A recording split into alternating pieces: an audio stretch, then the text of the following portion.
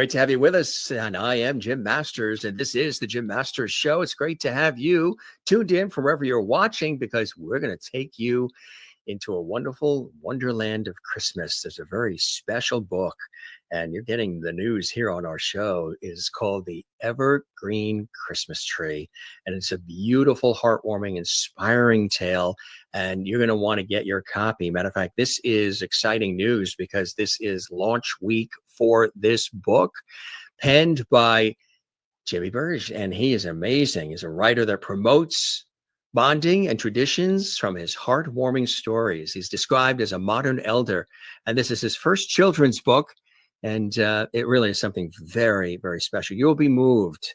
He has written truly a timeless tale that is ageless and evergreen, no matter what age, gender, race, religion, or culture.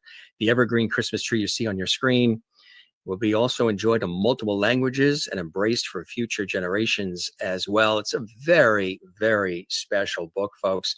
And we're excited to be announcing it here for our audience watching all around the world on the Jim Masters Show live entertainment lifestyle celebrity talk show series. Based on a true story, the beautiful Christmas story is endearing and guaranteed to tug at one's heart. A story about a family that did not have much, that lived in the mountains of Tennessee.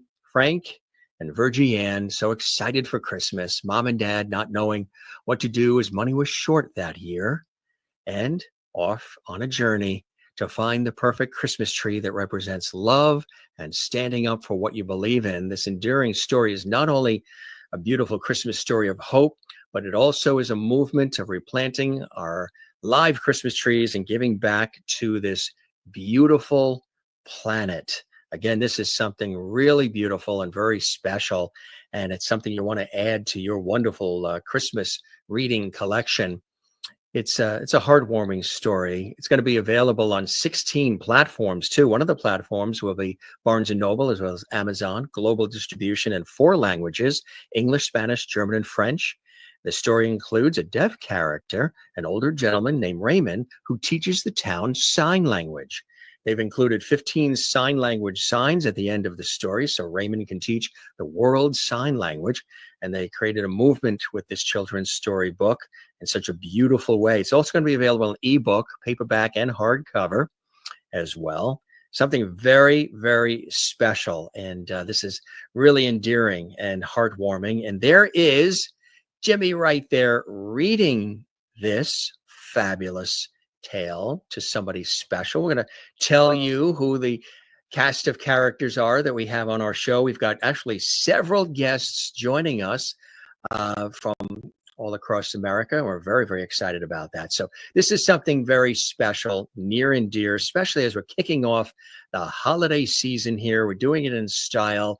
And one of our dear friends you probably saw earlier on the promo, Kat Kramer, is also joining us. Catherine Kat Kramer is back with us here on the show. We're very excited about that. She's been a dear friend of our show, and she's been with us several times. This is, again, a very special book. And there's Jimmy. And Jimmy's joining us in just a second. There he is with his loving family. We're so excited. Yeah. And, of course, Kat, actress, comedian, film producer, daughter of the film directing and producing legend Stanley Kramer. Guess Who's Coming to Dinner and all those amazing movies. Well, she is joining us here as well. She's also the goddaughter of the incomparable Katharine Hepburn. She's joining us as well. And we have more great guests. We have Patricia and Andrea Riley from Riley Productions joining us. And we also have Jimmy's daughter, April Hicks, with us as well. So we've got a lot of great guests, a lot of levity, as we call it, joining us here on the show. And let's welcome them right now to our program to talk about this amazing book and so much more. First, our dear friend, Kat Kramer, joining us here once again. Kat. Hi, Jimmy. I feel the levity.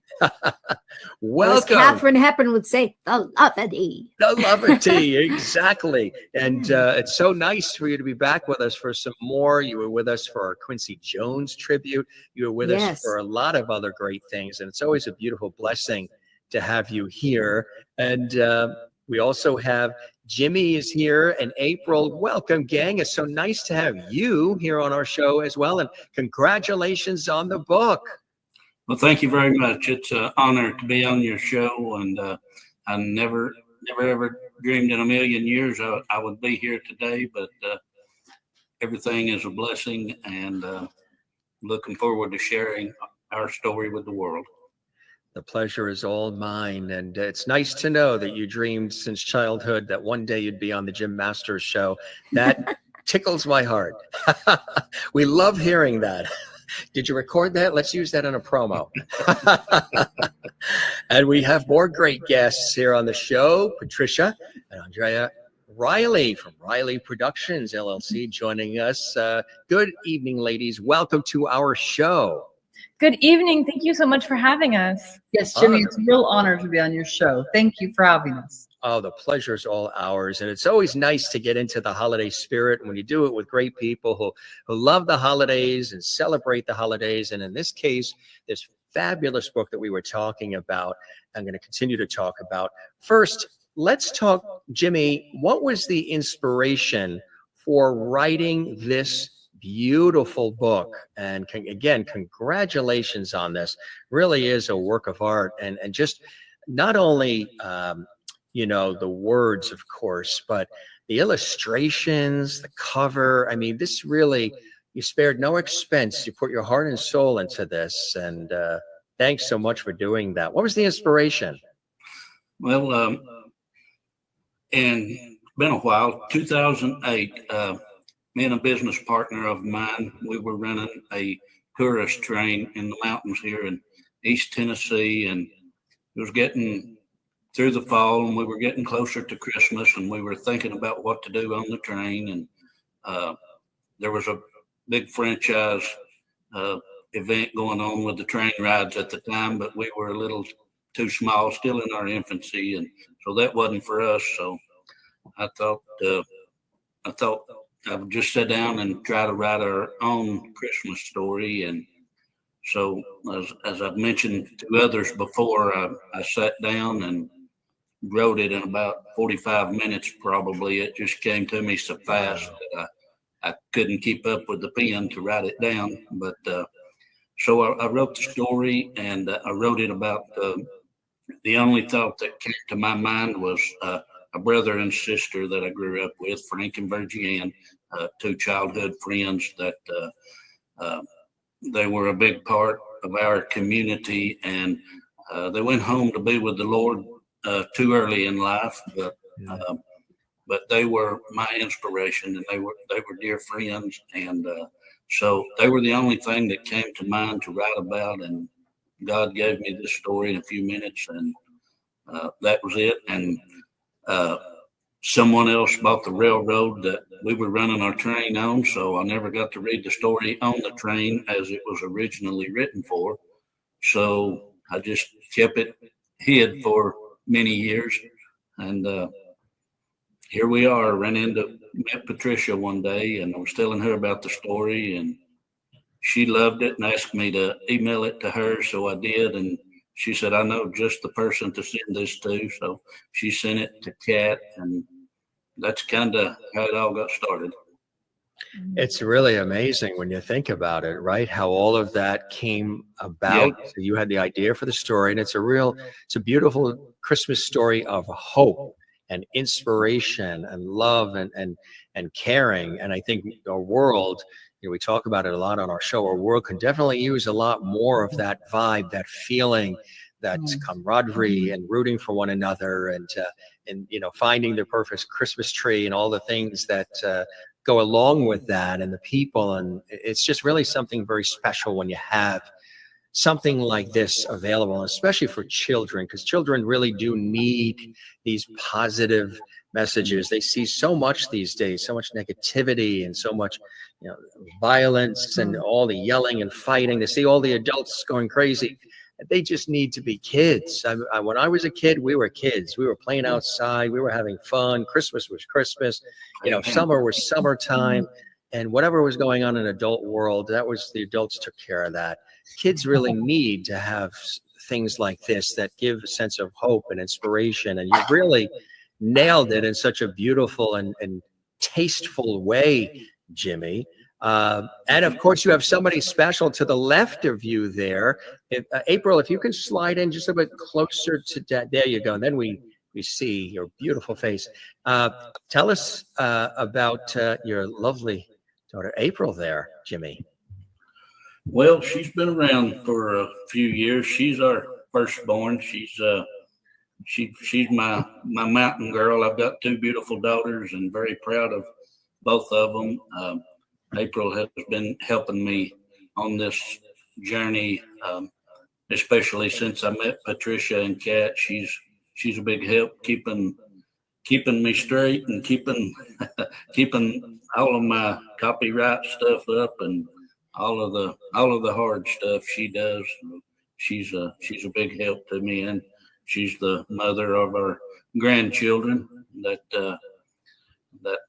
I hang on to about every day, every chance I get. Oh yeah, she's absolutely. very special. They both are. I imagine, April, you must be very proud of Dad, writing this children's book and being involved in it in the way that he just so lovingly described, huh? Honestly, it's still really surreal, like that it's gone this far and that everything is happening now. Like it always just seemed like, okay, it's going to happen, but now it's like here. And so it is still kind of crazy. We're still trying to wrap our minds around it.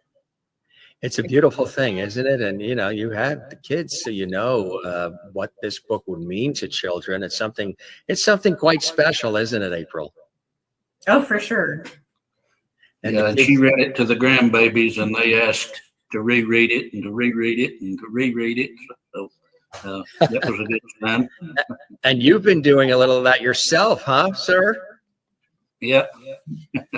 Who do we have there?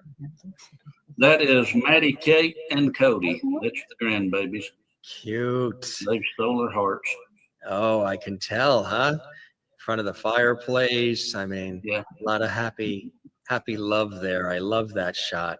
Those are nice. Thanks for sharing those as well. And Patricia, yes, Andrea, thank you for joining us as well. And so you heard about the book and got all excited about it and said, okay, let's see how we can take the idea and then make it happen. What was that process like? And when you first heard about this story, the Evergreen Christmas Tree story, what was your initial thoughts and how were you able to then take those puzzle pieces and make the magic? And then, of course, bring the wonderful Catherine Kramer in the mix as well. Oh, absolutely. Well, I got to tell you, we met at the Tennessee Film Community up in Tennessee, and I was asked to teach mime and improv there. And the whole time I was there, I kept thinking, there's somebody I'm supposed to meet here. There's something I'm supposed to do. That's why I went up there. I wasn't going to go, but I thought, no, I feel like I have to go up there. Well, the last evening, I was going to go into the main room, and I just heard a voice yell at me in my head, Patricia, go outside. And when I did, that's when I was introduced to Jimmy. And I'm like, Jimmy, he said, come on up and stay at my cabins. I thought, okay, well, we'll stay at the cabins. Why? I don't know if I'm here for locations. I don't know why I'm here. That evening, he told me about the story. And when he told it to me, I cried. I was like, wow. Okay, it's going to be another Rudolph the Red-Nosed Reindeer. It's classic. This is great. So I turned to him and I said, you wrote this? He said, yes. I go, I'll help you with this project. Will you please put sign language in it? Because I was deaf as a child until 6th grade. So I didn't get my hearing. So I understand the deaf children. And I've always wanted to give them something back because I never had anything. So he said, yes, I'll put sign language in it. There's a deaf character, Raymond. And I said, that's it. We got to do this. And the first person that came to my mind was Kat. And I thought, a funny story. I met Kat at a deaf comedy night. So CJ Jones introduced us, and she didn't really know sign language, but she enjoyed the show. It was a good show. So I met her there, and I told Andrea at that time, I said, we're going to work with her. I don't know how, but we're going to work with that woman. She's incredible. And so when I got this story from Jimmy, I said, I have to call her. I have to tell her about it. And she read it. She loved it. She fell in love with it. And she fell in love with the tree element of it, sign language element of it, and the story. I mean, even now, we have read the story 1,000 times. Yeah, one too many times. And every time we read the story, I get choked up. Mm-hmm. So it's everlasting. It does not get boring at all. It doesn't get tired. No. I want to let the audience know too that Patricia Riley is no stranger to, being an executive producer and even starring in incredible things. She executive producer and starred in the Better Half feature film as Sam the Mime. She's appeared in a variety of television shows like CSI Las Vegas. She's been in Gene Simmons' Family Jewels, America's Court, Millionaire Matchmaker. Patricia Riley has been performing and teaching improv, mime technique, and movement in the San Diego, Los Angeles area for many years, bringing informed regard to the public for the betterment of deaf, hard of hearing, and communication challenged children and their families. And Patricia Riley is the founder of Don't Be a Sap, It's a Booby Trap, which is a wonderful 5013C nonprofit continuing to bring awareness to the deaf and hard of hearing communities all over the nation, currently focused on the Florida and Alabama areas. She's president of Riley Productions, LLC, as I mentioned earlier, has a Bachelor's of Arts degree in Communication Arts and Children's Theater from California Baptist University. And she was deaf as a child and did not receive her hearing until 6th grade. And she has a passion for the deaf, hard of hearing children and the deaf community as well, because she was one of these children, one of the forgotten few. That really is an amazing story as well, and what you've been able to do with your life and your experiences and to inspire others as well, Patricia. That alone is a beautiful story. And I got to tell you, my daughter Andrea is my right hand. She is my voice, because there are many, many, many things we go to, and I can't hear the people. I don't understand what they're saying. She does. She understands them. She hears them. A lot of times she even speaks for me. So she's wonderful. And she's very intelligent. No. What a fabulous intro, Andrea, huh? I know, right? I mean, I guess she my topped degree- anything I would have said, right? She's mom. What can you say? Yes. So tell us about being involved in this project as well, and working with your mom and with Kat and Jimmy and April on all of this. Oh my goodness. It has been a wonderful roller coaster of emotions and headache and late nights and miscommunications at some points in times. But other than that, it has been absolutely wonderful. So I got my degrees in art history and psychology. And actually, I am the one who wrote all of the descriptions for every single photo that you will be seeing in the book itself. We did it off of Jimmy's imagination, and I was able to put his thoughts into words. So that was the miscommunication at some points in time. Sure. Kind of hard to see what someone is visualizing when you can't see it. That's amazing. I want to let the audience know that you, Andrea, received 2 bachelor degrees from UC Davis in psychology and art history, currently enrolled in a master's program. Now, with my last name, I always say you can never go wrong with a master's in your life. She's enrolled in the master's program at Troy University for clinical mental health counseling.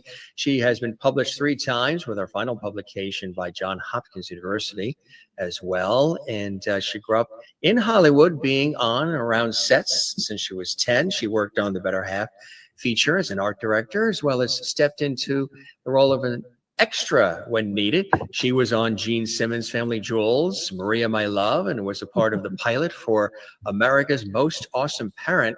And she's been working in the theater field since before she could remember And at the age of 16, she performed at the private parties at Knott's Berry Farm as a pirate. And she also has been a photographer for events at the Super Bowl 50. And some of her photos have been featured on Robrook's Honors Up and Coming Hollywood Celebrity. That's incredible. That's fabulous. Thank you. He's kind of a master of all trades from what that sounds like. A master of all trades and being involved in so many amazing things, which I think is fantastic. April, Jimmy's daughter, she grew up in the Appalachian Mountains of East Tennessee, where she grew to love nature and mountain culture. She attained a bachelor's degree in biology, then master's degrees in environmental education, a secondary science education to teach middle and high school. And she's worked with the National Park Service as a park ranger for 4 years and settled back in her home community in Tennessee. And she taught science for a few years before having children.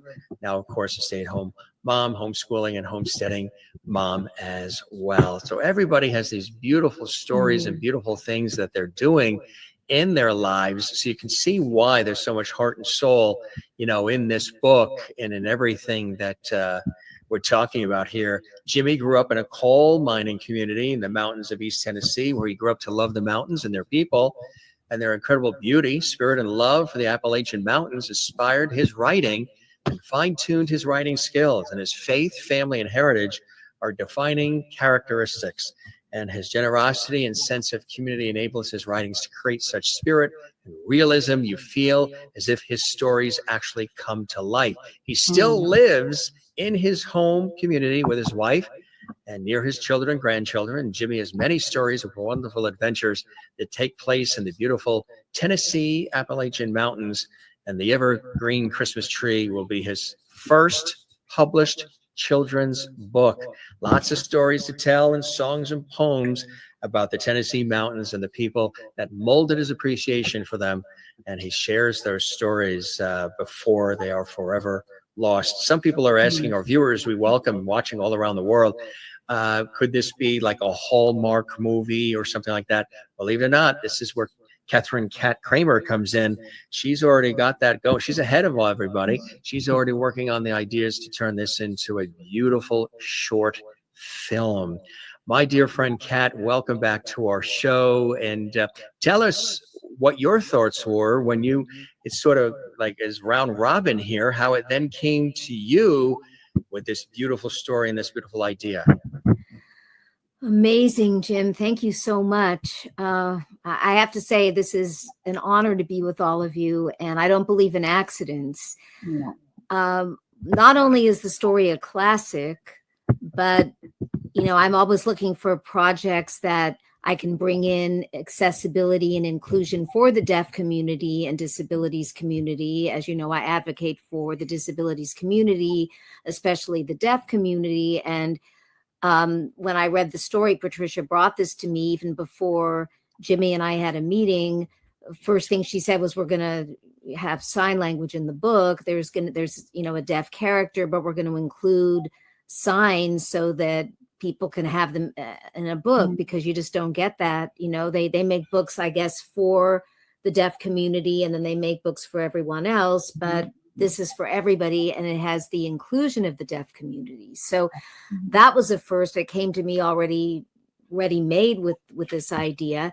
And not only the story itself about hope and standing up for what you believe in and the true meaning of Christmas and what the holiday spirit is about, but yes, the replanting Christmas trees, the environmentally conscious part of the story, which when you read the book, it's at the end of the book, but it sets it up for call to action so everyone can be involved with replanting their Christmas trees. And I'm lucky to have been asked to write the introduction, which I've done for the book, and also the afterword. And in the afterword, I include as best as I can, because it's new for me too, how you actually will replant your Christmas tree and what you have to make sure when you get the tree, that it's not a cut tree, that the root is still intact.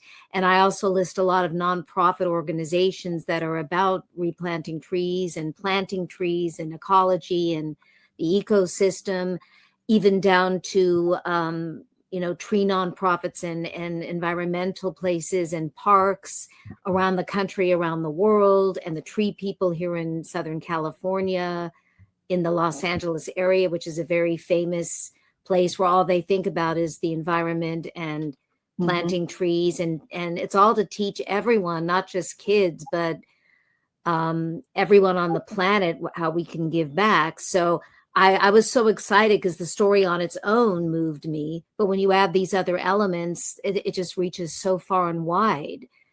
Where else can you find a story that has all these elements? And I have to say it came together very quickly because as Jimmy and Patricia and everybody knows, I work on a lot of projects. And originally when I talked to Jimmy and Patricia and the team and April and Andrea, it's like, let's just make a short film from this because I'm looking for something to do in the animation space. And then it grew into, we'll make a short and a feature. And then the music is a big component. And Jimmy has written amazing songs. And there's other songwriters that the team knows collectively that have music. But Jimmy has a poem that has been turned into a song, which is it's just an ideal fit for the story. And then we all decided, well, the proof of concept has to be a book. We'll get the story out there. We don't want to wait for the film. So it's a multi-part project, and there's going to even be more. I don't know how much we can elaborate on now, but we have plans for the train in the story making its rounds. And when Patricia mentioned Knott's Berry Farm, that's a place that's close to my heart. That when I was growing up the first part of my life in LA before I moved to Seattle and New York, my mom used to take all of us to Knott's Berry Farm, my dad too. And that is just like a perfect place for this story. So we're really trying to work on something with Knott's. And when I first read it, I immediately thought of Dolly Parton and Dollywood and the Imagination Library. And there's just so many elements to this that I just can't think of a better story to have landed in all of our laps. I know it's a classic, and I was able to get, we're getting like book reviews. My mom wrote something that's going to be included in the book. The great actor, Paul Racy, who is a genuine coda. He's the child of deaf parents, and he played a deaf ASL master in Sound of Metal. He's also an ASL interpreter, and he's a musician, and he just loved the story and said, I want to give a quote.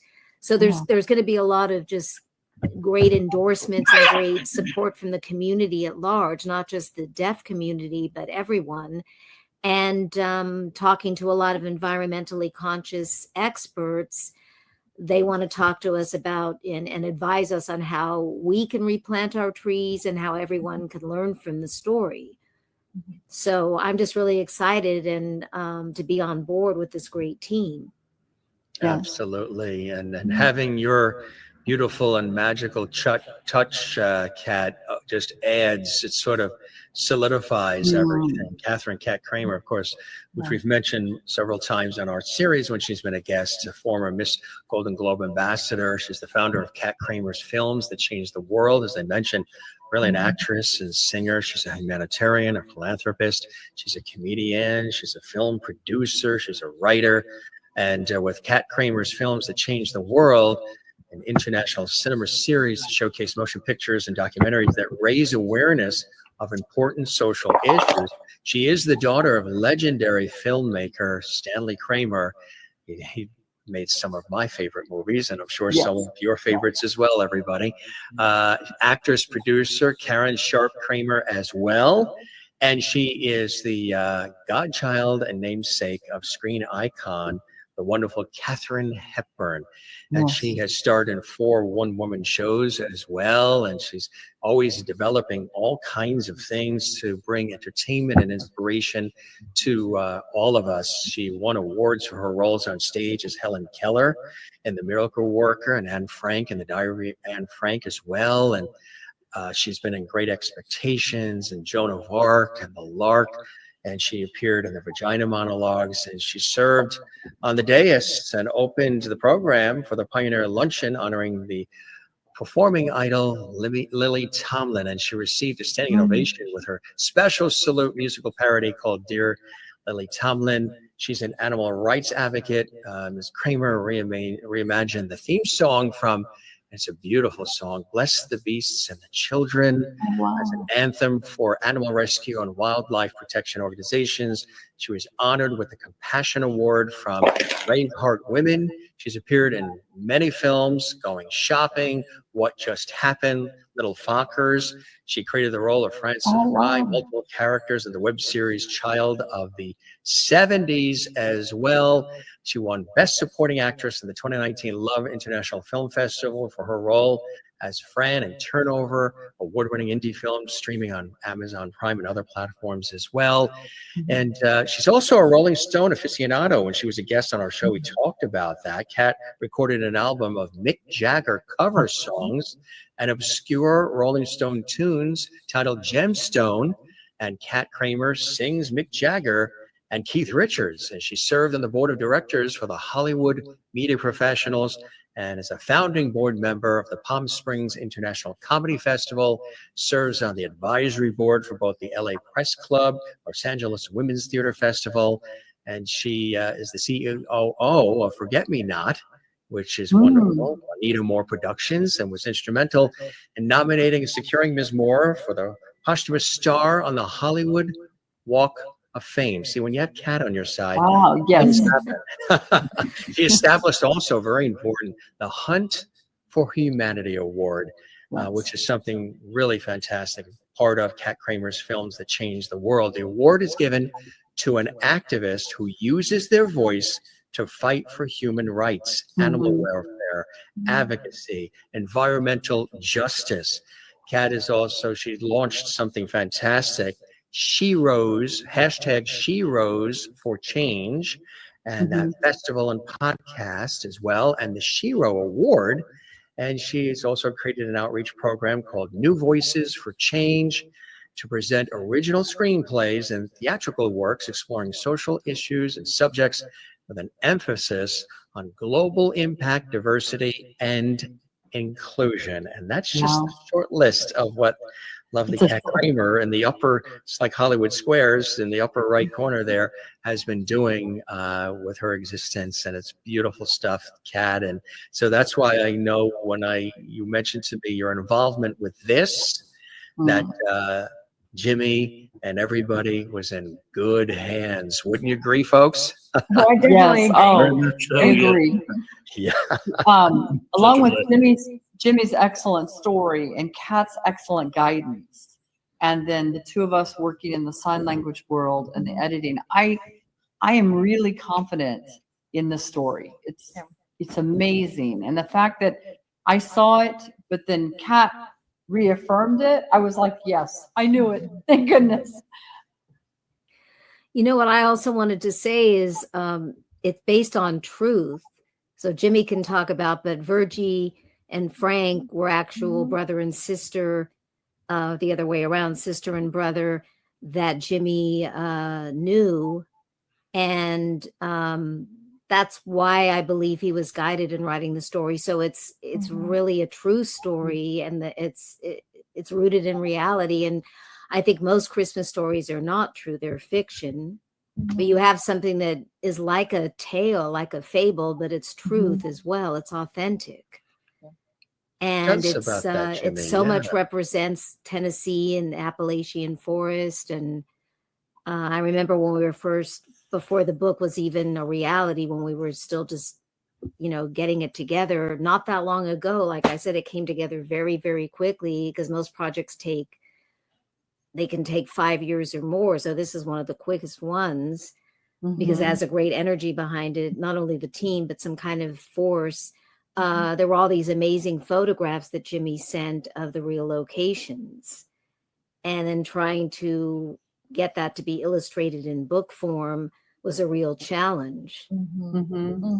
It's just amazing that it's coming out in just a few days, and it's going to be an amazing journey too forward. Oh, Kat, it's been like 7 months. It only took us about 7 months. And each time along the way, there's been little miracles that have happened, Mhm. like the sign tree in the book. Yeah. You know, the sign tree in the book, and we put the sign I'm still tree. learning sign language. Yes, good. I'm going to teach you more. So Tell us about that, the involvement and the use of the sign language and how, the deaf community and disability community are woven into this in such a gentle, tasteful, respectful, and beautiful way as it is. Mhm. well, in the book, Raymond is deaf, Mhm. and he teaches the town sign language. So he's teaching them tree and then I love you. And so then in the back that of the amazing? book, Yep. he's saying I love you to everyone. So he teaches the town and everybody learns sign language. So we decided Raymond could teach the world sign language. And that's why we included signs on the back of the book. We have them Evergreen Christmas Tree index page, ASL index page. Mhm. And I think there's between 20 or 30 signs. In the We back. Yeah. thought there were only going to be 15, but we were able to add more. Yeah. So we put more signs, and they all represent words that are in the book. So as you're reading the book, you can learn the signs Mhm. that are That's out so there. beautiful. That Well- is so beautiful. And if we could go back to the word tree real quick. So tree is this in American Sign Language. You put your non-dominant hand down and your dominant hand up, and you make a little like tree. So that's tree in ASL. However, we were looking around because the book will also be published in French, German, and Spanish. Mexican Spanish, not Spain Spanish. So just to make that clarification. But the sign tree is almost universal in all of those languages. It's just a little different. Some have, like they're waving their hand differently or whatnot, but the gist is the same for all of them. But a lot of But a lot of them are the same. So it's, you still see the tree here. And then for I love you, this is universally recognized. Can you go in and explain why this is I, this Mhm. is L for love, and this is Y for Mhm. you. I love you. So that's actually one of the small miracles that happened within the book, is that it connected that one sign that was inside the book. So we did not have to redo that page a few different times. Well, because a lot of the other signs like snow is Mhm. the same in French, snow is the same in Spanish, snow is the same in English, but for German it's like this, like Yeah. a ball, ice It's like ball. a little ice ball. So it's different. So we had already put tree in the book. So then when we went back to look at it, because now we're at the end of the book, it was all universal, which was a small miracle. Tree was universal. Yeah. That's beautiful to hear that way that you did it and thought about it. Jimmy, as you hear this, your feet must be tingling. I mean, all of the people that are involved in all these different aspects in taking your story and bringing it to life. And again, based on factual accounts in this way, your feet must tingle. I know mine are tingling. Yeah, very much so. Like I said in the beginning, I'd never had written this story for anything like it's turning out to be. And I can't believe where it is today and where it almost is. In a few days, it will be. But yeah, it's been a blessing to share these lessons in life, and the bigger blessing is just remembering our dear friends Frank and Virgie Ann, and like I said earlier, they were such a big part of our community, and that was the only thing I could think to write about. And they mentioned Raymond. Raymond Wright was a big part of our community. He was a character, and he hard of hearing, and always telling us war stories, and taking the boys fishing before we could all drive, and he would put us in his car truck, take us fishing. Always plowing for somebody with his mule. He was with his hearing issues. You could hear him coming a mile away talking to his mule.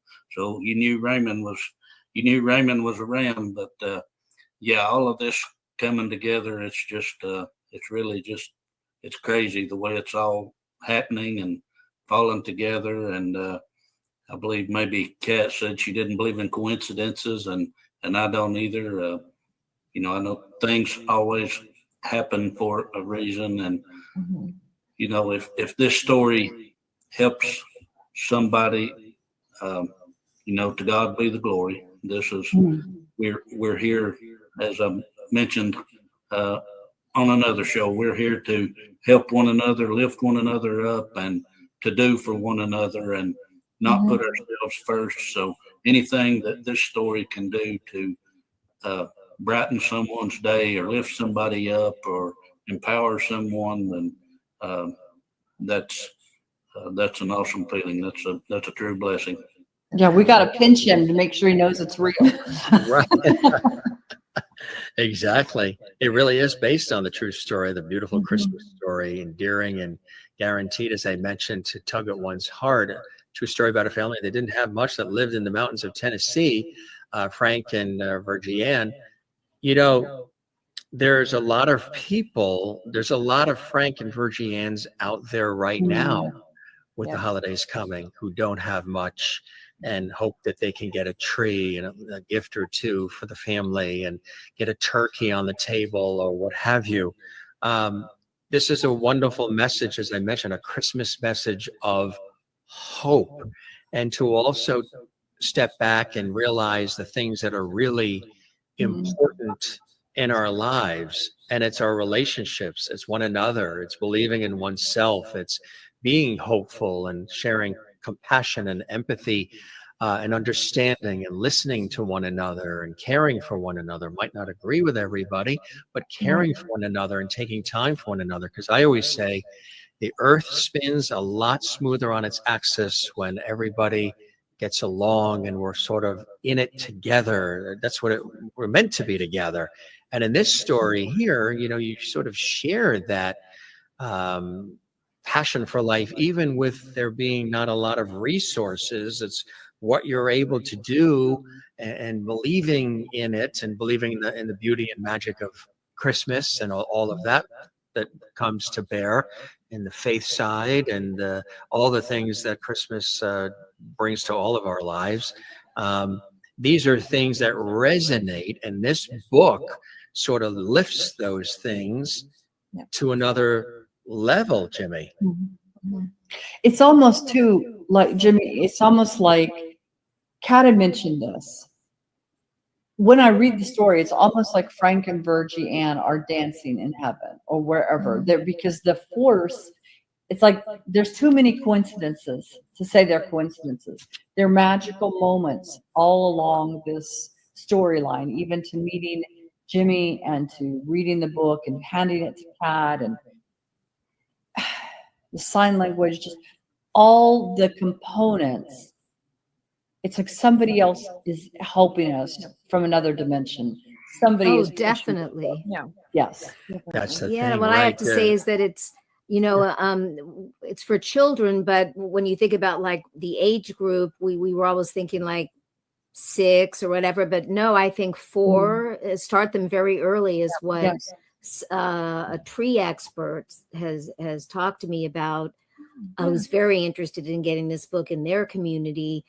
And this is all over the world. You start them early to understand about not only sign language and replanting the trees and conservation, but just the values of the story. So it's really 4 to 15 if you're looking at a target audience, but I like to say it's for 4 to 100, Well, there is no age limit. It's inclusive for Adults everyone. will enjoy the message as well. Exactly right. Yes. That's also true with the deaf adults, the deaf men and women, because they didn't have those books when they were little.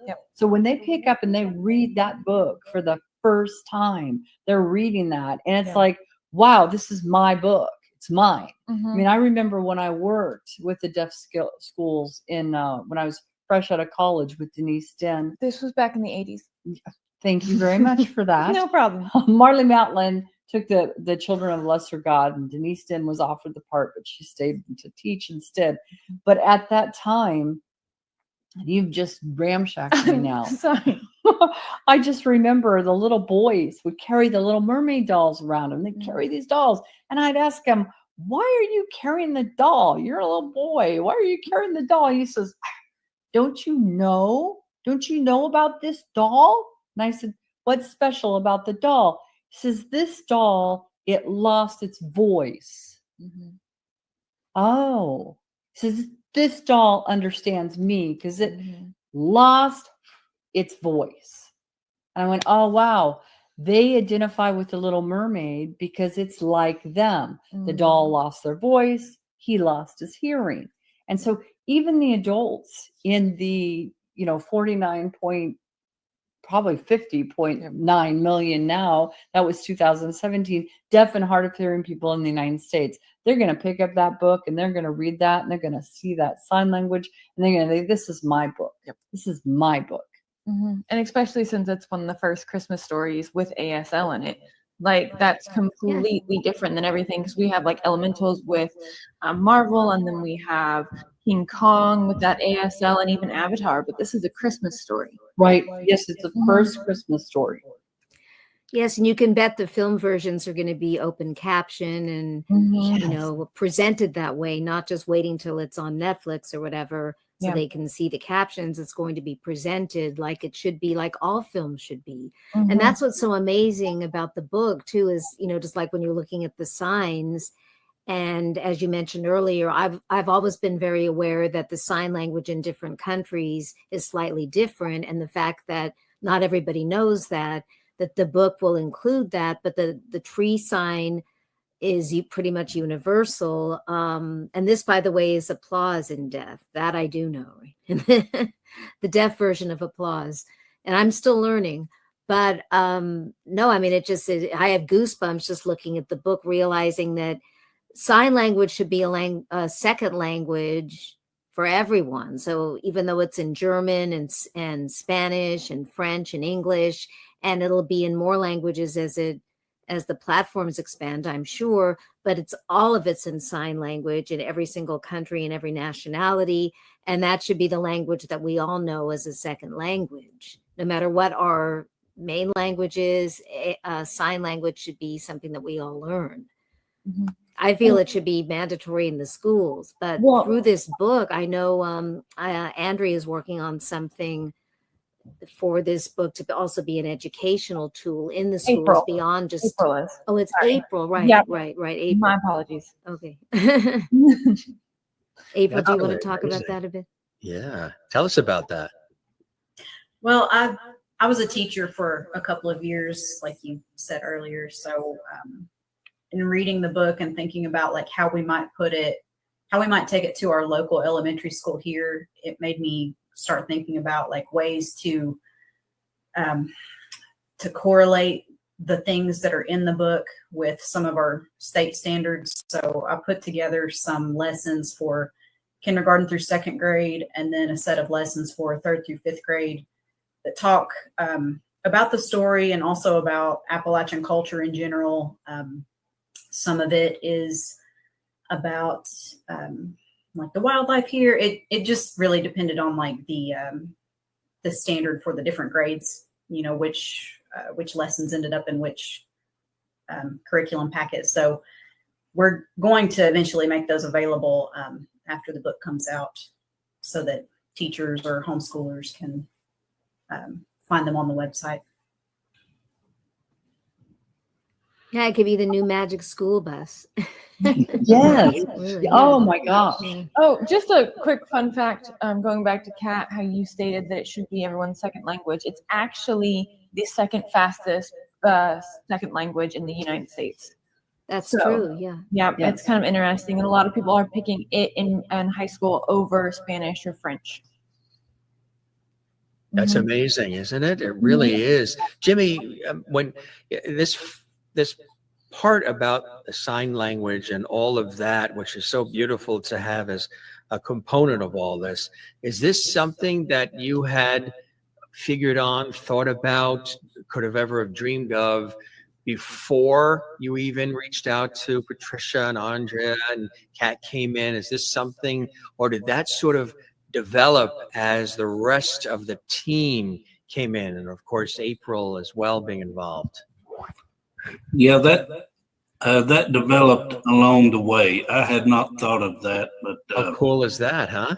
yeah, Patricia first brought it up that her and Kat were huge advocates for the deaf, and so then I got to thinking about a deaf character in our community, and then some things about that character came together to help the book, and so yeah, it's really good.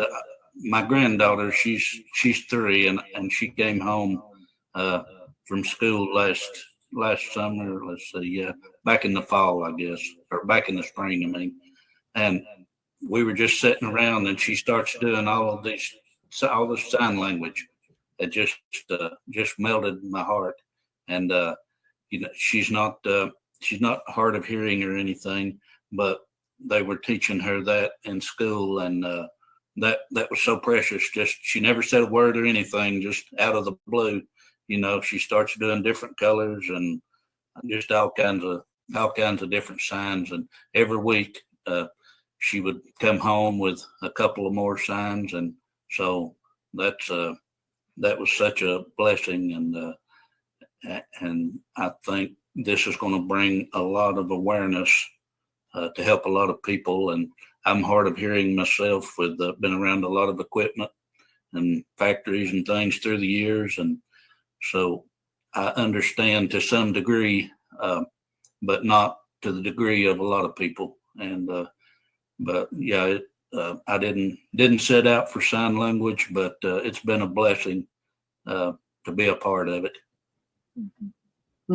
Absolutely. It's a beautiful part of it as well. And, Kat, fascinated by your real passion and desire to take this story, which is in print form and audible as well, and then turn it into this magical film. Do you see it as a full animation, or all animation, or do you see it as actual folks on screen? How do you I know you want to give all of it away because you're working on it, but what do you see as part of your vision for it? Well, we've talked about it, but I envision it as a short film, an animated film, simple and classic, just like the story itself. And then the ultimate goal is to have a live action film, or it could be a combination of live action and animation, which is expensive and takes a long time, but there's so many new techniques you can use. But I think it's good to have both styles and both genres, an animated short film and live action animation hybrid, or live action. It's just, with animation, you could do so much that matches the book, that it's like the book coming off the page to life. And then it would be expanded with probably, we don't know yet, but it's really up to Jimmy and how this evolves with the team, to have those characters that you see, that characters in the town brought more into focus in the feature. So it could end up as an animated feature, but I see it as like live action animation hybrid. But the short film will be, because that was originally what we all envisioned, will be, the book brought to life. And there's magic in there. When you read the story, it's real, but there's also an element of magic and maybe a little supernatural, so that it can go in that direction as well. And the music, as I mentioned, is going to be a big factor. And then also, I know Jimmy had talked at one point that it had been done as a play at church, right? The story had been read out loud, or they'd staged it. So it could even be a play, or it would be a musical, actually. Yes. There's so much great music. Which I think is, you have a story that classic, it can go in so many different, you can do so many different, it can branch out and keep the same solid, strength of the story, but you can branch out into different mediums with it. Yep. Absolutely. The music, maybe even a series. I don't see it that way, but it's I don't see it that way in its current form, but like I mentioned, the Magic School Bus earlier, and that was a Scholastic, and they even did a reboot. My performing idol Lily Tomlin was the voice of Miss Frizzle. This is something that can go in that direction, because we need another Magic School Bus, a whole new, fresh educational idea that's related to the holidays, and it can branch off into other celebrations. But that's the long term. Right now the focus is make sure everybody knows about the book, and you never know what's going to happen tomorrow. So we're really focused on getting the book out there to the world. Absolutely. And you are, Kat, I know, have been an advocate for the deaf and disabilities community, and you truly strive to make sure that each project you're involved in really supports diversity and equity and inclusion, as this does as well. And as an impact producer, you make sure that every project is accessible. And this is where the Evergreen Christmas Tree is among the first Christmas stories in terms of representation, especially with the deaf character Raymond, an older man, based on the real person, teaching sign language to the town and teaching the reader about the beauty of American Sign Language and the world sign language. A story with the universal message of hope, love, and community, while also, again, raising awareness, which is so important, of the replanting Christmas tree movement, which is important to saving our planet. So there's a lot of different things worked into this one heartwarming book, then to be a film that is packed with a lot of inspiration, huh, gang? Yeah. Yes, So much. absolutely. I would love for it to be the next Frosty the Snowman, the next Rudolph the Red-Nosed Reindeer. Yeah. Your first children's animation Christmas film with sign language in it. That would be wonderful. It's definitely making a movement. It's helping push that understanding of both different types of communication, as well as what we need to do to continue to save this planet and make it livable for us and our kids in the future. And we really need to push that for them, especially at the young age of like 4, like Kat was saying. That needs to be taught to them and explained why it's so necessary, especially over the years. Well, and we'll bring the merchandise too. There's some wonderful merchandise that I don't want to let that out from under the hat, that we've been talking about as a team and coming up with some incredible ideas. The merchandise will come later, but it will be ornaments and animals and sign language, and I can't wait. It's going to be really, really cool. All these extra things that come along. Could you imagine if it is like another Frosty the Snowman or Rudolph the Red-Nosed Reindeer, some of these Santa Claus is Coming to Town, some of those classics from Rankin Bass Productions, who were so classic at really touching the lives of all of us that grew up with all of those iconic live action and animated specials, the Little Drummer Boy, The Year Out of Santa Claus. I mean, just prolific. And they're still beloved today. They're still seen today. People have the DVDs, they're on television. People look for them. Destination television, which these days is so rare to find.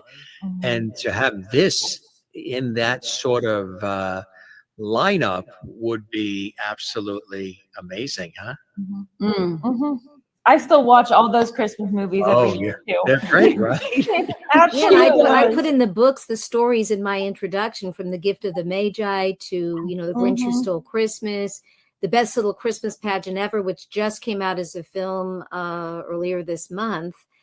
And but I also want to bring up the fact that it's a Christmas story, but it's a holiday story. So for those who celebrate Hanukkah or Kwanzaa, or whatever different holiday they celebrate during the holiday season, this story is for everyone, and those same elements apply. And a lot of people that don't celebrate the traditional Christmas still want to have a tree, so they can still learn about planting trees, replanting trees, being involved with having a garden. There's so much you need to do when you're going to replant the tree. So again, I encourage everyone to read the afterword that I really made more like a little guide as I learned how to replant a Christmas tree and get involved with planting in general, and being trying to be a gardener. This will hopefully, give you some skills to be able to do that, because not everybody has a garden. So there's different ways that they can take the tree. But as I stress again, you have to make sure it's not a cut tree. The root has to still be intact. And if the root isn't, or if your tree dies, there's all different ways you can do composting, or you can take the tree and give it back to the environment with a community. There's all different ways that you can repurpose the tree. So that's something that also is an educational tool in the back of the book. How do you celebrate your holidays? Like Thanksgiving's coming, and then Christmas and Hanukkah and New Year's. How do the Kramers celebrate the holidays? Well, Thanksgiving is for family. We just stay together and, do whatever we can do to celebrate together, even if we do go see a movie or just stay around and watch something at home. And I celebrate Christmas. I have recognized Hanukkah, but we're basically Christmas and traditional with the tree, and Christmas Eve is when the presents are open generally. And we may have, we don't really go anywhere or have anyone over. Again, it's just a family holiday.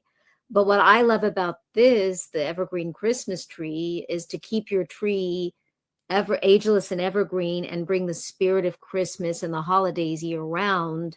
Most people that are used to replanting their Christmas tree should wait until after the holidays, but you don't want to leave your tree indoors longer than like a week. And then there's a whole set of skills you need to be able to make it work. So if someone just wants to get the book for that, I've tried to include that. We've tried to make it as accessible for all the different themes that are in the book. And there's even a few more than what we discussed. It's so rich with messages, without trying to be a message book or a holiday book. It's not preachy. It teaches you so much about life, about the giving back to others. That's a whole other very big message in the story. And that's really how Frank and Virgie Ann were. And that's why their spirit lives on in the story. Yes. Absolutely. Exactly. How, Jimmy and April, how do you celebrate your holidays? Well, we're about the same as Kat. We all get together with family. That's most important. Get together, and always food around, as you can tell by looking at me. We like our turkey and ham, but we enjoy our family and the blessing of a close family, and just traditional, I guess. Yeah, I think we're fortunate because, like you were saying, we all kind of live around here together. So all of Dad's side of the family is here. All of Mom's side of the family is here. The grandkids are all here, so we all get together. I know a lot of people don't have that. So we're fortunate in that way. That's beautiful. It really is. And Patricia and Andrea, how do you guys celebrate your holiday season? Oh, well, we are the only ones where we live. It's just me and Mom now.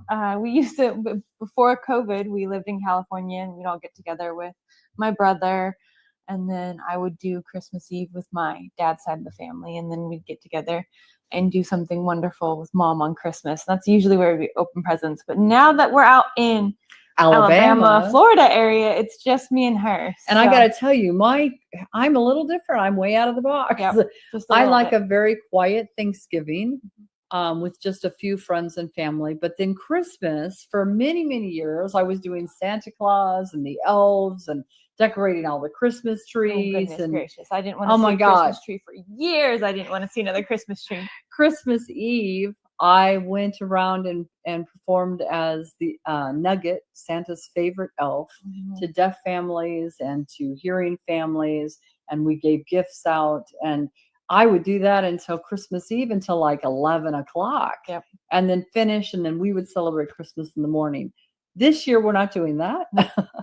But we did for many, many years. I was driving around town with Santa Claus as an elf. And Thanksgiving's usually our day. We watch movies all day or something else or spend time with significant others and families like that. Yeah. Mm-hmm. Very nice. Very, very nice lineup for what everybody's doing. Mm-hmm. Heard family and love and togetherness, central theme to it. And that's exactly what it is. That's what we do too. We're with our family and loved ones and spending time. We usually take about 2 weeks off. It's amazing. I love Christmas, and I always have, because our family has always celebrated it, in a grand way, and the build up to it has always been quite amazing. I mean, the house is always transformed by folks.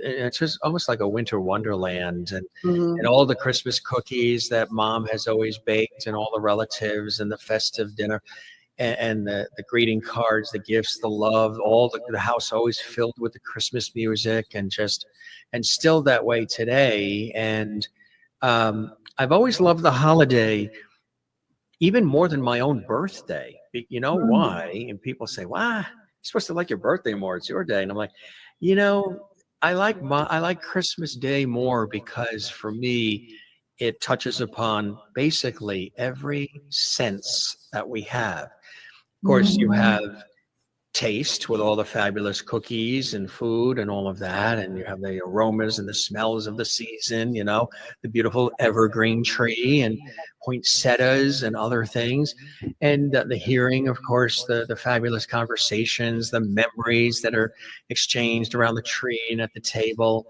and the music playing, and of course, if you go to church, the mass, and just the services and singing the carols and all of that. But you have God, you have family, you have love, you have Christmas lights, Christmas decorations, you have Christmas books, TV specials, Christmas music is playing everywhere. People are a little bit more festive. You've got the fabulous eggnog, absolutely. Christmas cookies, all the sugar cookies get me. You've got the gifts. You've got, the love. You've got your family. You've got lights and color and music, and it's like everything. It's like everything you can throw into it, with God, of course, at the head of it all, and all your loved ones, and just that people are in a gentler, sort of mindset, and that's why, because it's all of us. My birthday is me, but Christmas is all of us, the family, the music, the gifts, the love, the lights, the tree, the memories, the childhood, the old 8mm films that are brought out, and everybody looks at them. Oh, remember that? And you open up the gift when you were 5 and you got that toy. And there's just so much that it's such a beautiful day. Ask me what my least favorite day is. Santa Claus and the angels and all the TV specials. Least favorite day of the year? Yeah. The day after. When everybody's in the return lines and the music stops on the radio and everybody's just like road rage and all that. They're like, can we sort of extend this feeling a little bit longer, please? Yeah, come on.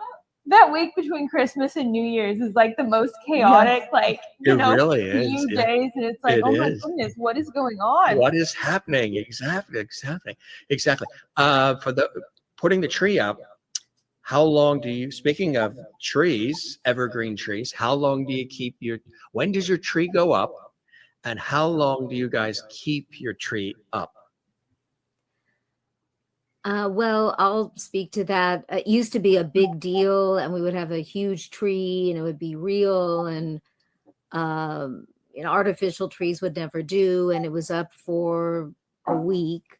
Through the years, it's changed. I don't want to go into too much detail, but now with the inspiration of the Evergreen Christmas Tree, it gets you thinking that you really want to have a real tree and go through the whole repurposing.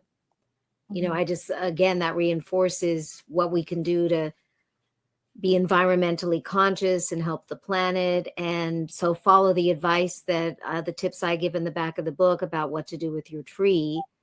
And I think that, it will make it easier if you're repurposing the tree and caring for the tree. You have to keep it, a lot hydrated.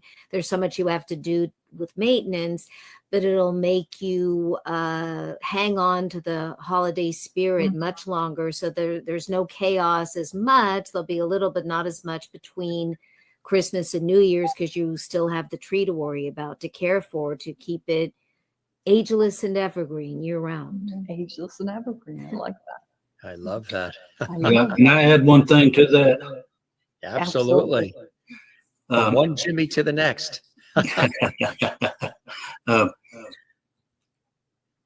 My vision, when I think about this, is people, when this replanting takes hold, that a young couple, maybe their first Christmas or their children's first Christmas, replanting a tree, and maybe when they are grandparents,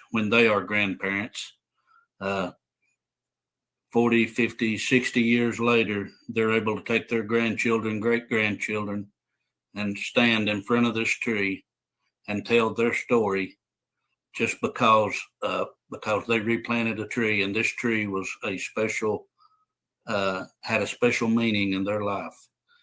It's as we've all talked about, it's replenishing the oxygen, saving our earth. But there's also the memory aspect of it that could be very special, and to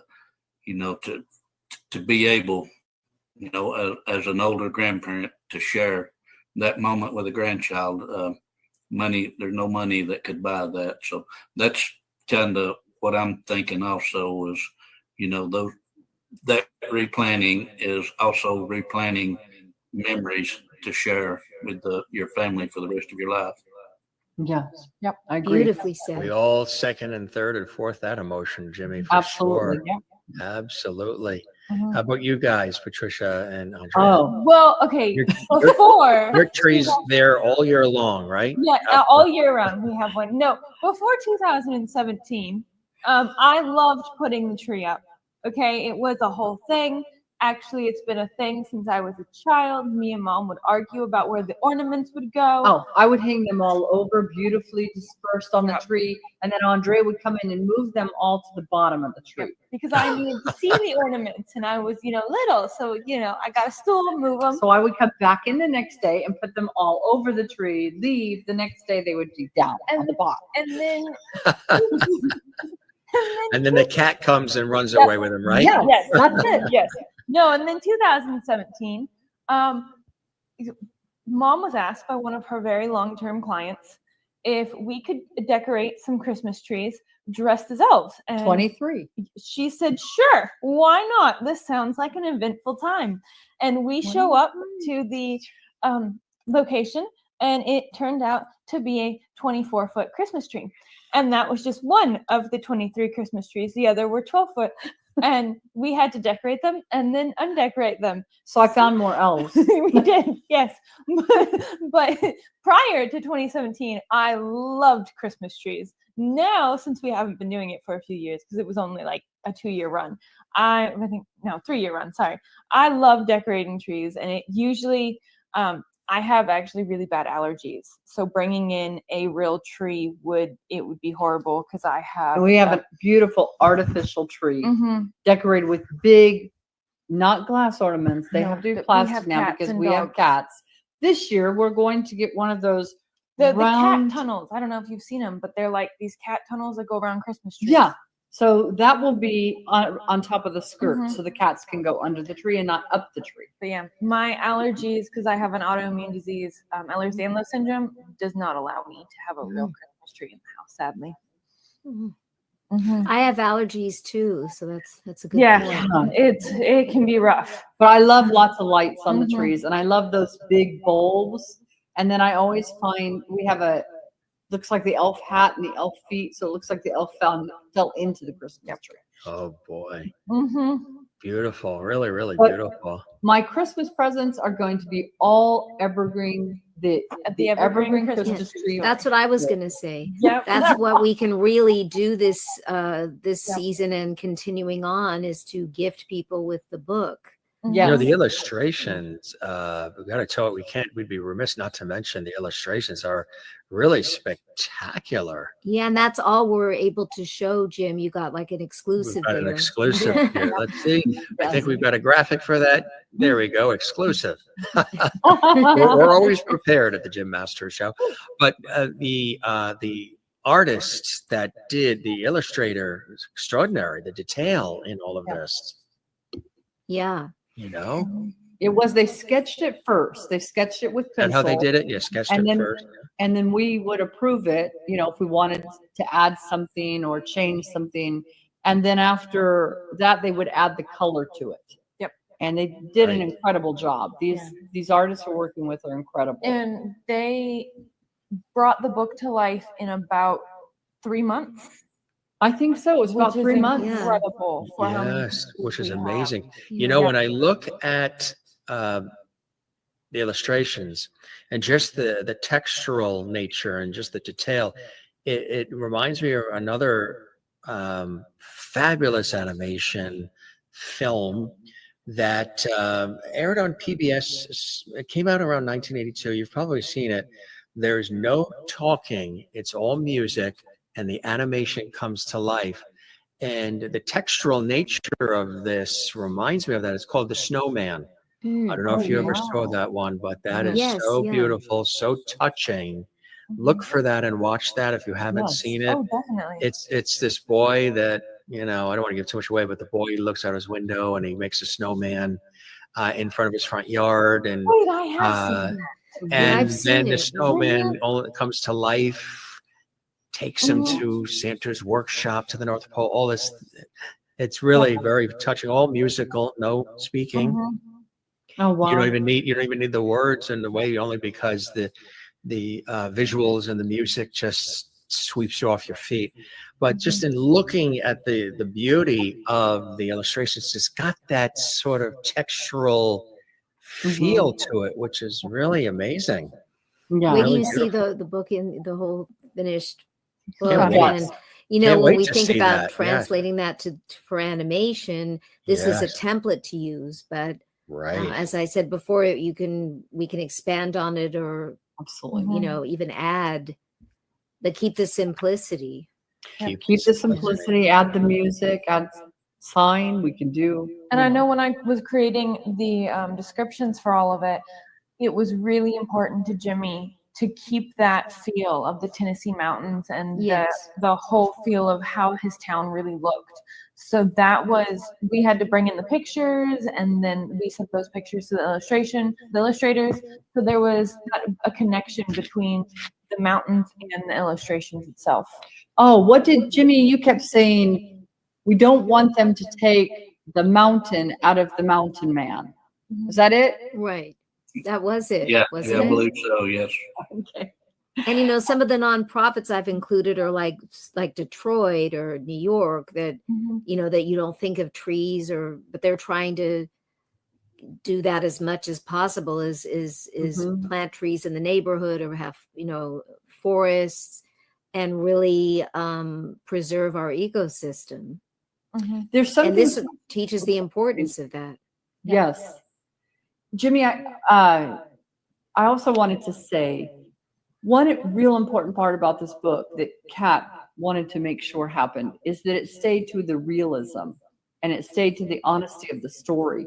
This story is about a family in the Appalachian Mountains. So in the book, like One Flew Over the Cuckoo's Nest or Jonathan Livingston Seagull, the grammar also sounds like how they lived up there.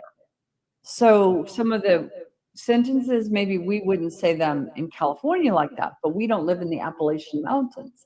So I think that was really wonderful, the way Jimmy brought that to the page, that's how the realism of this family, kind of like Huck Finn or Yeah. they brought to what they're saying to the page, and that's how they tell the story. And I think it's unique and beautiful. That's how Jimmy wrote it. And also it's a period piece. It didn't take place now, but it's timeless. You feel it's still the same, even though there's some things that have evolved, but the essence of it is the same. And so we want to capture that feeling so that, people that were born many years ago that are older can relate to it. Yes. As well as the new generations. And also I have to bring up, because Jimmy also is a huge Rolling Stones fan, as you mentioned. I am an aficionado. Besides, Chuck Leavell, who's the keyboardist and musical director for the Rolling Stones, is also a tree farmer in Georgia. But I'm definitely going to send him a copy of the book, and I know it's something that he would really love. So that's a great way of tying in that, as well as just, as I say, this book is for everyone. We've got this wonderful all group artists, photo all here. creators, creatives. Oh my goodness. Yeah, that's Tell with us about CJ. this photo here, gang. So, Oh my that is goodness. with CJ Jones in the background. It was taken back in 2017, 2018, I can't remember. But it was, so I worked with the wonderful Natasha Dion, who wrote a few books. I believe she has 2 books out, Academy Award winning books. They're amazing. They're absolutely amazing. But she also had the table lit, and the table lit was it was a way to bring in writers together so they could showpiece their work. And it was like little writers in Los Angeles. Not really little, but like people more known to Los Angeles. And we did a deaf table lit. So we had CJ Jones in the picture. The woman with the long hair is Natasha Dion. We had a few other individuals from around the area. And then we also had my mother, Patricia Riley, there. And it was the ability for deaf writers to really showcase their work. Beautiful. They were hilarious too. CJ CJ's did some really funny things with He his is. book. Yeah, we sent him, I'll reveal, we sent him the story, Yes. Andrea and I, early on, and to get his support, because we want the deaf community as much as possible, and just like I said, for every community. But it's important to get the deaf community behind it, and the tree community, the tree conservation community. Absolutely. Absolutely. This is really a full circle labor of love.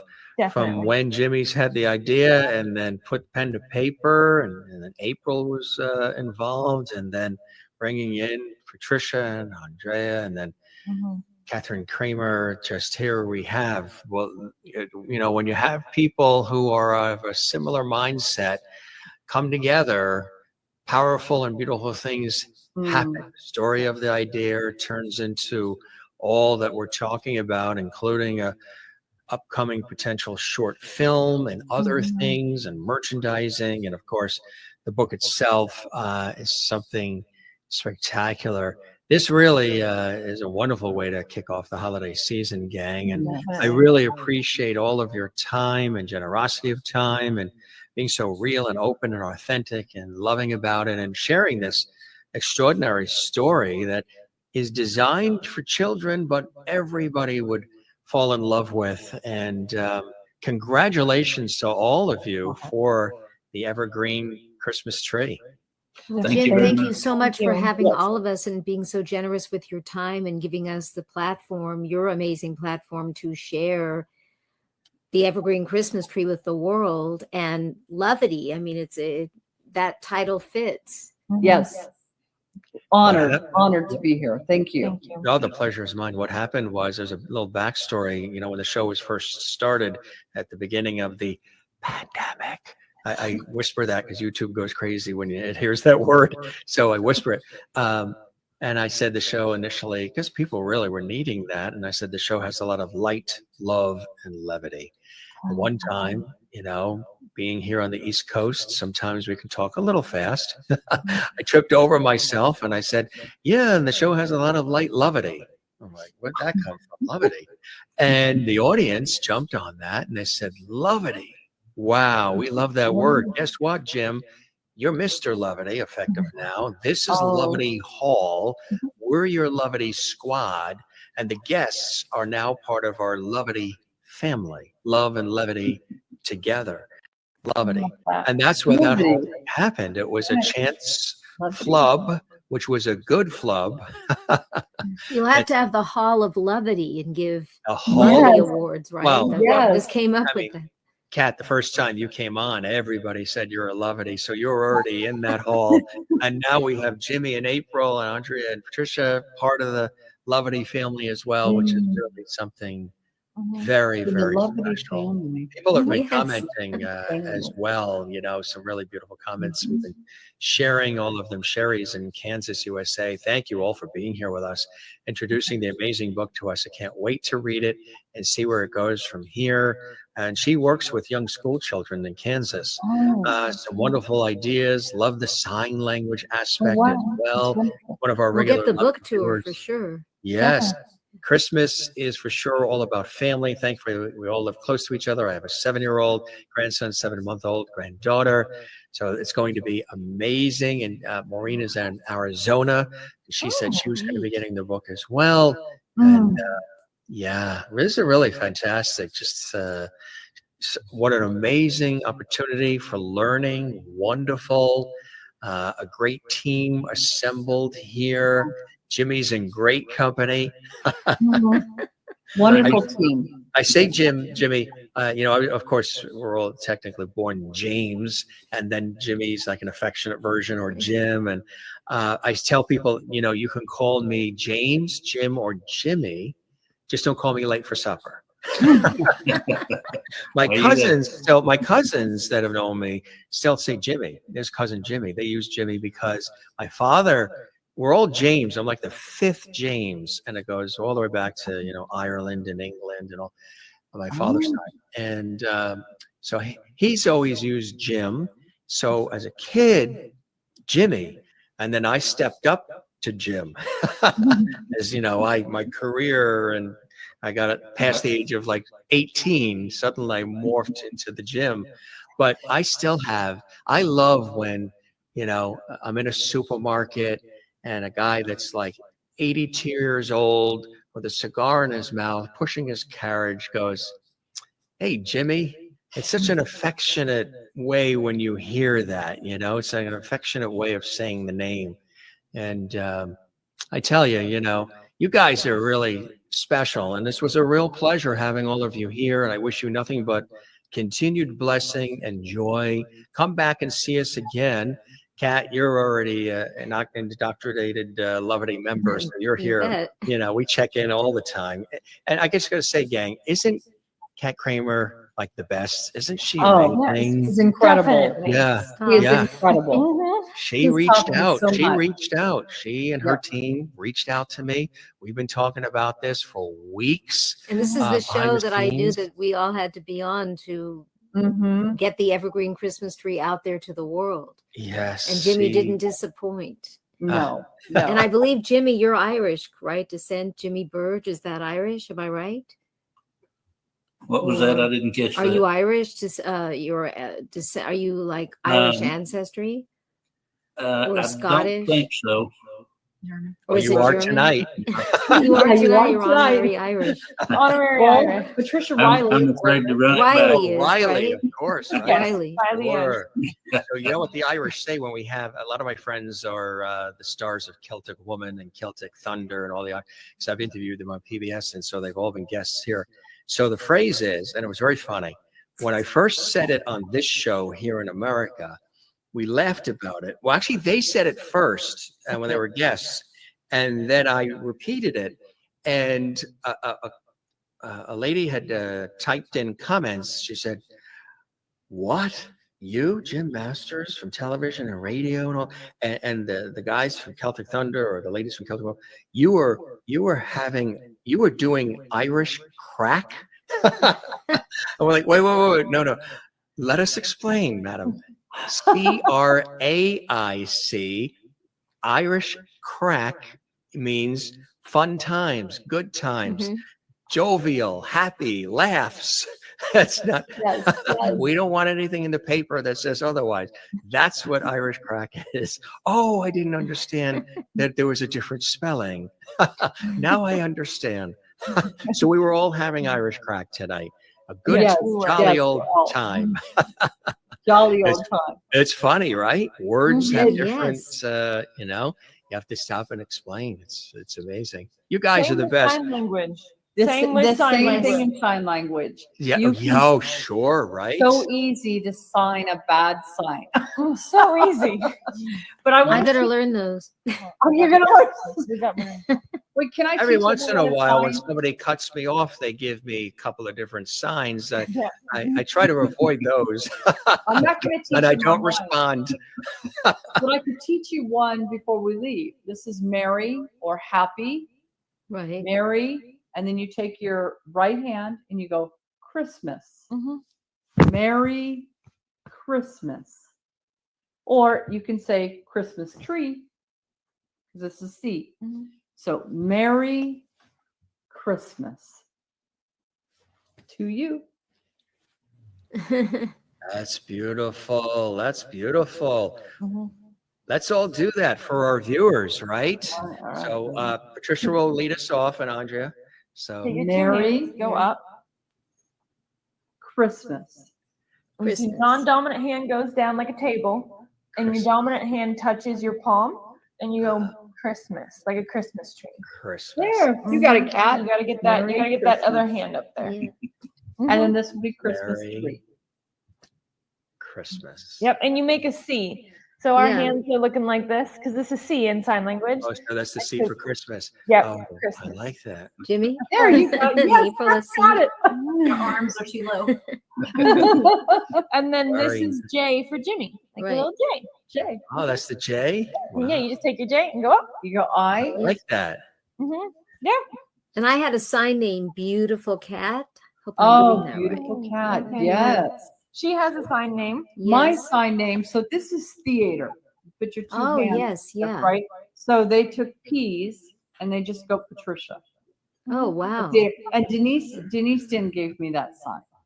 Very And nice. she gave Congratulations. Andrea her name sign, and it's A for the real pretty hair.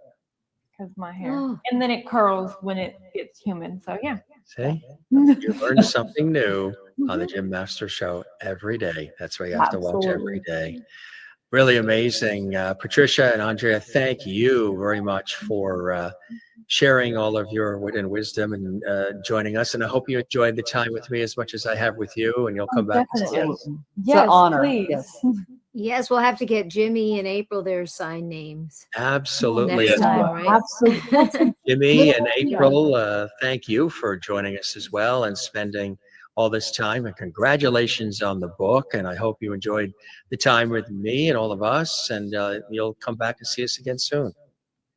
Yes, thank you very much. It's been an honor to be on your show, and I hope to be back sometime. Yes, thank Well, you. we will be very soon, I'm sure. Oh, Yes. we're talking Well, about thank the you sport. for being with us Yeah. as well.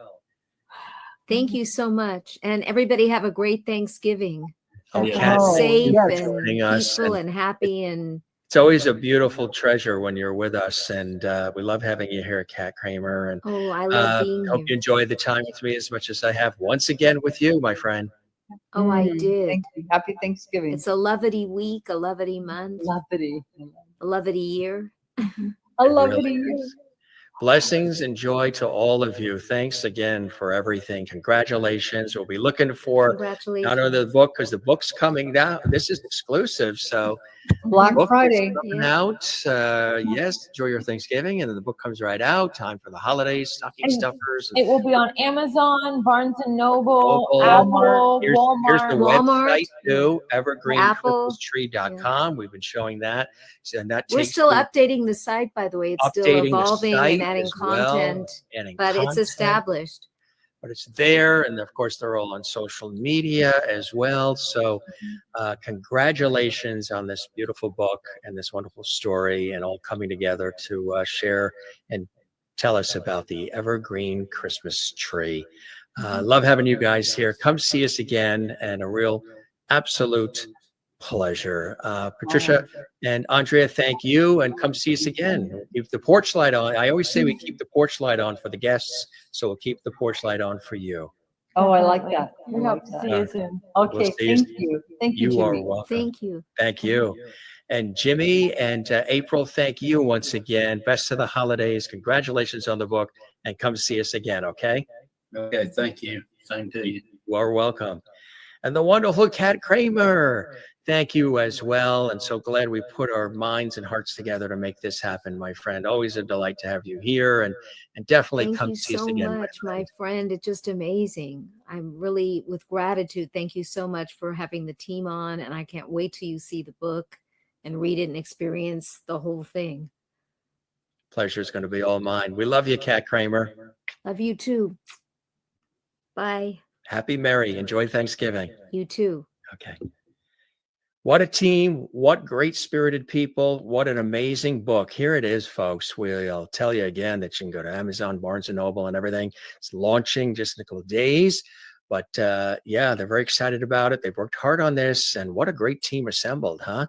And I love the fact that, you have the sign language component, and it's going to be turned into a short film. There is the website to learn more, evergreenchristmastree.com, putting you in the holiday spirit in the right way with inspiration and hope and promise and love and compassion. Kind of cool, isn't it, folks? There's that beautiful book. Make sure you get yours. There you go, right there. I love that. And something quite special, isn't it? Hope you guys enjoyed this. If you did enjoy this conversation and putting you in the holiday spirit and everything we talked about, and of course the book, we would love for you to do something that really helps our show, and that is give this episode a thumbs up like on the YouTube channel.